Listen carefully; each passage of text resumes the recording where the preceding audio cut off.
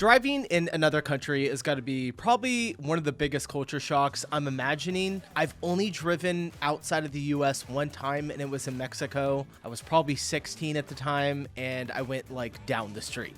Australia is so interesting because you guys are so large. I know you have some public transport, but with how big the country is, you got to know how to drive, because going from one side to the other, you know, I don't really think there's a train that will take you there. Not a public one, at least. I could be wrong on that. So also, you guys drive on the left side of the road, which is really interesting. So today I'm going to go through and look at some, I'm assuming some foreigners, Americans driving in Australia, maybe some locals as well. I don't really know what we're getting into. So should be a good time, maybe a little culture shock for me, and give me something to get ready for, because I'd imagine when I come visit your country, I am going to have to drive at some point. So smash the like button and let's dive in. Turning at roundabout with multiple lane. Stay on correct lane, then indicate. Whoa. Give way to the vehicle on your right and those already inside the roundabout. We don't have a lot of roundabouts, and they definitely don't look like this. We have one roundabout in the city that I live in. It's in the middle of the town, and it's just a circle with 4 entrances to it, and it's pretty straightforward. This has got a lot going on here. Enter the roundabout.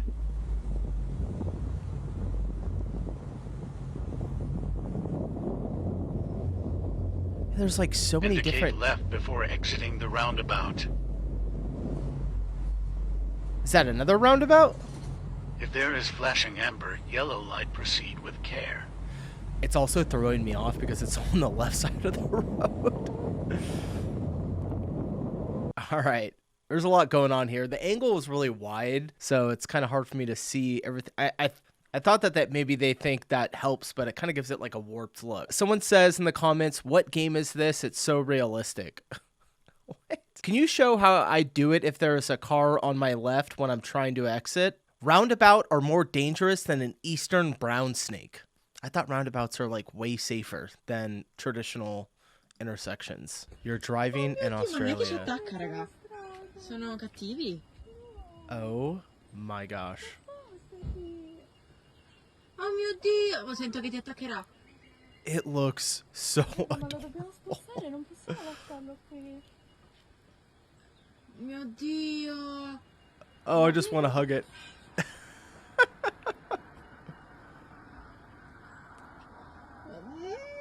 This was posted 5 days ago. Oh man, that is so cool. One of the coolest animals that you guys have, koalas. They have 2 thumbs, right? I think I learned that the other day. Driving in Australia. Is he burning himself? Do you have to go out to the car and like turn the air on and let it run for 10 minutes before you get in the car? Or like the shades that go in the front window? I would imagine with how hot it is. Somebody says this is amazing. Why isn't the car upside down? Is this the type of stuff that like people comment from outside of Australia? Wait, Australia is a real place? It's got an American flag in the bio. Why is the gear stick where it is though? Oh my gosh. A hook turn? What the heck is that? Oh my gosh, what do I do? What do I do? A hook turn? Do I go now? It's green. Okay. Oh, wait, no, we're staying. Orange, okay. Red? Red means stop. Why are you going?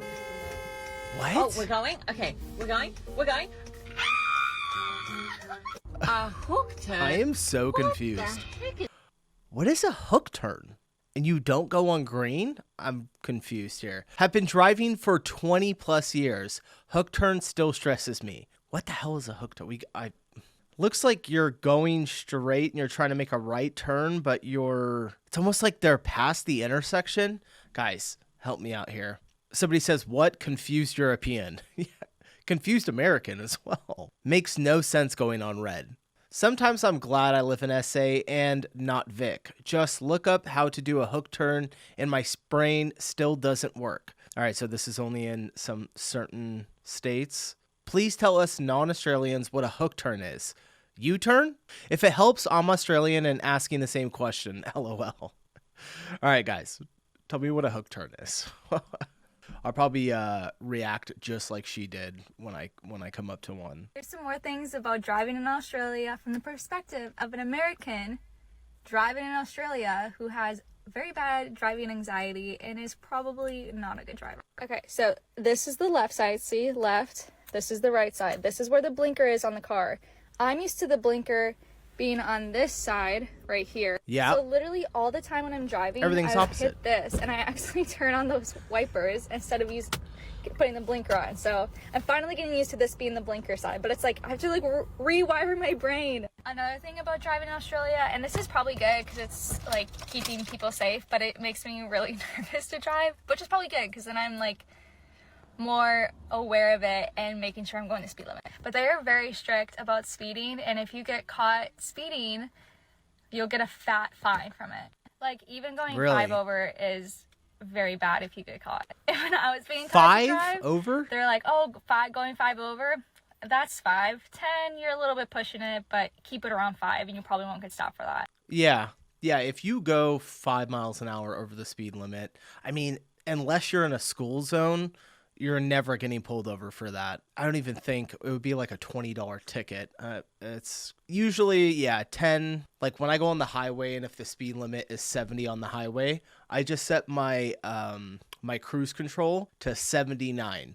And I know that a highway patrol is not going to pull me over for going 9 miles and over the speed limit, because if it's over 10 is where the tickets actually start getting expensive and the city will make revenue from it. But if you go under 10, you usually don't get messed with. There's a lot of speed cameras everywhere, but also, Those are illegal my here. husband was telling me that like from Margaret River to Perth and probably a bunch of like other places in Australia, I don't know. I'm just going off of what he's told me and what he's driven. But like from Margaret River to Perth, there's a speed camera at one point, and then closer to Perth there's another speed camera, and they'll like, I don't know, when you go through like one camera and then you get to the last one, it like measures the time it took for you to get from each point, and then it like determines way.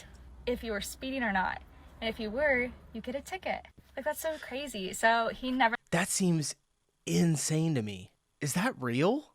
I don't even know how that would hold up in court. You went through, like, I pulled over.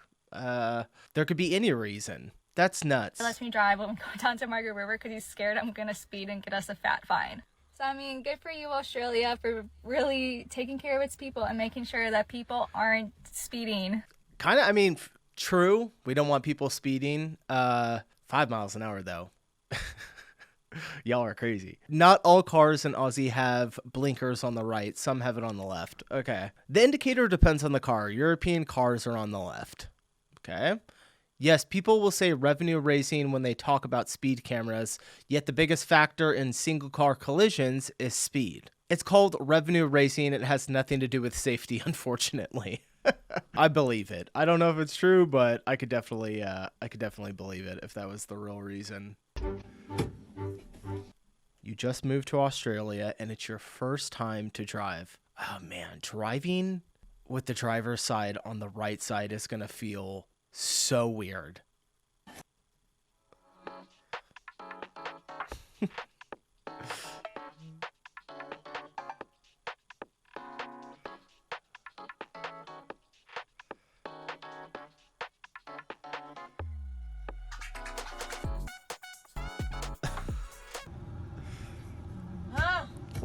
Like, I'm right-handed too.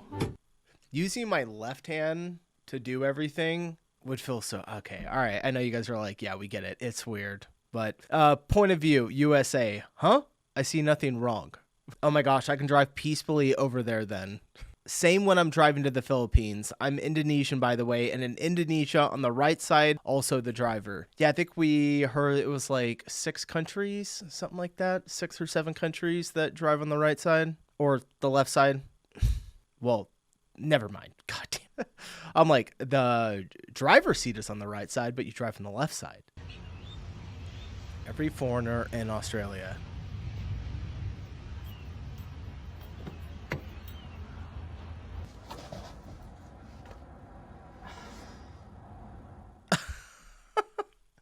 Oh gosh, that's good. Welcome to a place where everything is upside down. In UK, we have steering on the right side. This everything is upside down. One of the only things that us as kids here in America, when we heard about Australia, is that your guys' toilets spin in the opposite direction of ours. That was like the main thing that you would talk about when you would talk about Australia. Why driving in Australia would shock Americans. The most dangerous thing about driving here is kangaroos. And almost everybody hits one, which is why they have these grill guards. They drive on the wrong side of the road. So many roads are four-wheel drive only. You have to watch out for bushfires. Their trucks have a bunch of trailers on the back. They call them road trains. They weigh 200 tons, and overtaking them is a nightmare. And driving is so long, they give away free coffee in most towns. They give away free coffee in most towns? I don't know about that. In most towns? I'm sure in some towns. We drive on the correct side of the road. All right. Grill guards. It's a bull bar, mate. What's a bull bar? Let me know in the comments what a bull bar is. Left side is what most countries drive on, and there's four-wheel drive only roads in the outback and mountains, not everywhere. Yeah, I think he's kind of chalking it up to be a little more intense than it probably is. Instead of waving your hand, you can do this to say thank you. We're in Williamstown Road, Melbourne. Oh, nice. I like that you guys do that. Not a lot of places, like, they don't really do that here where I live, but when I was growing up, I grew up in the mountains, and when you drive in the mountains, if you're letting someone go by, or you're passing someone, or letting someone pass by you, you always hit your blinkers and kind of give a little thank you. I can get down this with this. I like how the title just says respect, too. That's nice. Still to this day, never gotten a thank you wave from a Chinese. I will say one thing I've noticed about your guys' content on like TikTok or YouTube, a lot of Asian comments in your guys' content. Like if I go down farther, I bet eventually, it's not all of them, but maybe not in this one. A lot of them will have a lot of foreign comments in them. Like they like watching Australian content. All of Europe does this. All right, I haven't heard that. We do that in Mauritius. See, I reckon we need a thank you light. Like, it's just a light up, thumbs up, or something. Like a separate light on your car that says thank you. That would be funny if it was like a thumbs up that lit up. Let me dispel confusion and clarify the process of executing right turns without a green arrow in Australia. This is where many drivers get uncertain about what to do. In this scenario, you don't have too many choices if there's a vehicle in front of you. Please remember the following. When the red arrow drops and you have the single green light, allow the car in front of you to clear the intersection before you can cross the white solid line. If you're on your driving test, crossing the solid white line before the car in front of you clears would terminate your assessment. Now you can cross the line, but you've got to wait for the traffic from the opposite direction. Once the traffic clears, you should proceed. If the light changes, pay attention to the traffic and see if they are slowing down to stop or speeding up to go through. Okay. Kind of like how we have it. This street is laid out a little differently, though. Looks like a little bit much like a bigger of a city than a smaller town. Pretty sure everyone just takes a gamble and hopes for the best. You're supposed to pull forward and wait for the traffic to clear before you drive. God, I can't talk. So if there's just a green arrow, I can go? Yeah, I think so. That's the whole point of the green arrow. I failed my first driving test today. I'm a bit disappointed, but it happens. Yeah, it's all right. Kim, I know a lot of people that failed their driving test like 4 or 5 times. My brother failed his. I passed mine luckily the first time, but I think even my wife said that she failed it like 3 or 4 times. Driving in Australia be like...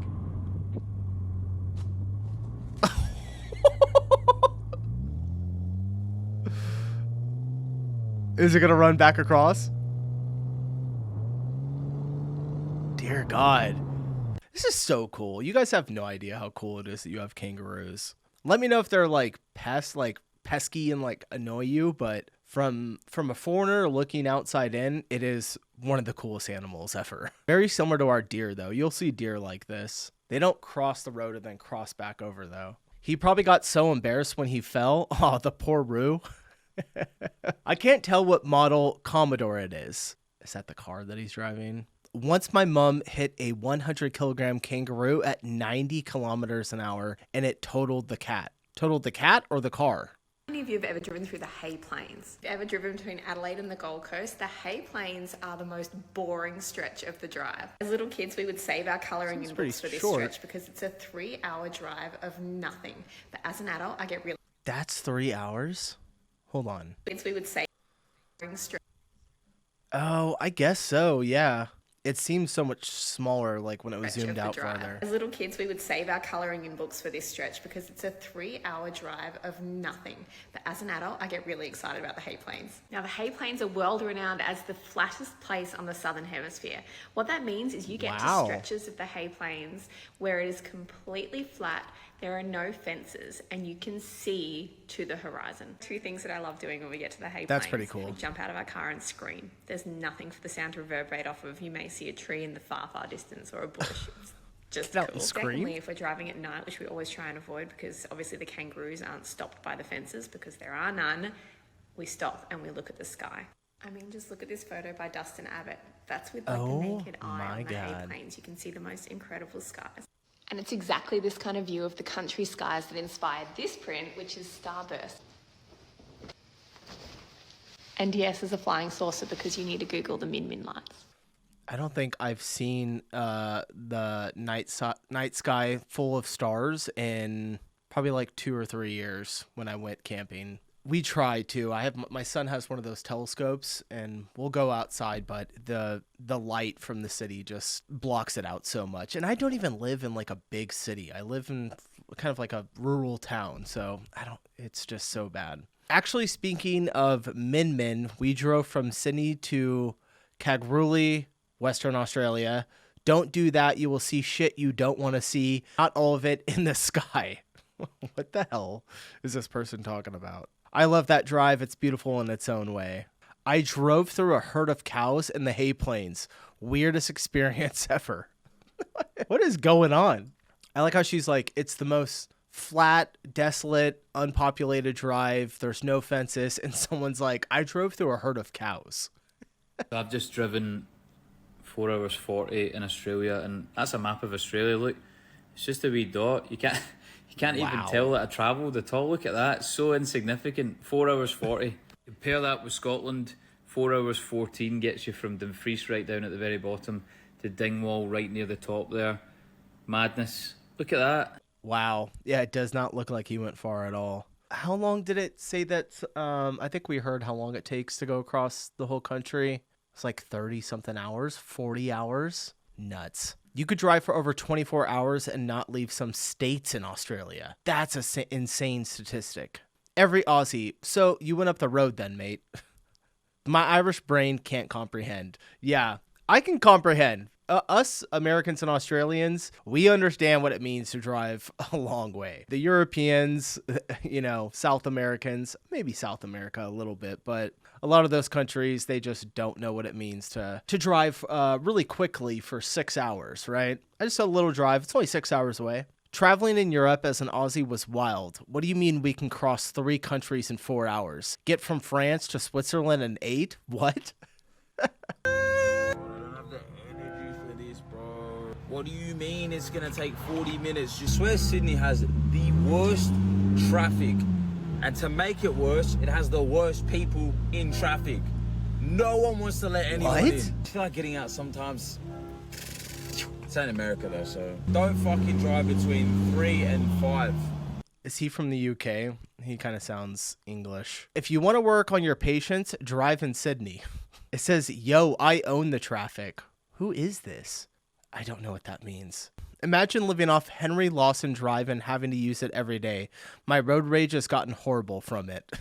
Everyone just drives so slow. Well, maybe that's because we just learned that you can get a ticket for going 5 miles over the speed limit. So that's probably why everyone drives slow, I would imagine. It's the worst. I'm always on verge of tears driving after work. All right. Sydney traffic is bad. Duly noted. So this is what it's actually like to drive across Australia's most boring road. This is pretty much your view for 90% of the time, so then you get bored and start listening to music. You get over that pretty quick, so then you listen to a podcast, and then you look down and you realise you've been driving for so many hours and you're still looking at the exact same thing. Then after way too much singing, you finally pull up at a really nice campsite. Yo, you guys, your truck is so cool. You don't see stuff like that He's got a grill on the back of it. That's crazy. Just a few flies, and then you cook up your dinner, and then you're too lazy to have a shower properly, so then you just have a foot bath and then enjoy the view. We're lucky enough to have a skylight in our roof and enjoyed the stars all night. Then you wake up, cook your brekkie nice and early, ready for another day of the exact same thing. You have a few close call piss breaks, and then you're back on the road going again. Quick tailgate lunch break, and then once again back on the road again with a little bit of a different view this time. And then you eventually get to enjoy these massive cliffs, and apparently the sun doesn't set till like 8:15. But if you have any doubts whether or not you should do it, it's 100% do it. All right, so this is the most boring drive. I thought the other one was. What do we have? I have a minute and a half to wrap this up, Neil. Just did it over Christmas holiday. Only reason we go back is when we get dementia and forget how bad and boring it was crossing it. I just throw a podcast in and I am good to go. Not selling it, not selling it, not selling, gets to the end, sells it. All right, guys, we're going to go ahead and end it there. Really interesting driving in Australia. I feel like we could do another one of these and get a lot more different viewpoints of driving Australia. So if you guys have any recommendations, send them my way. Appreciate you watching. I will see you in the next video. Peace.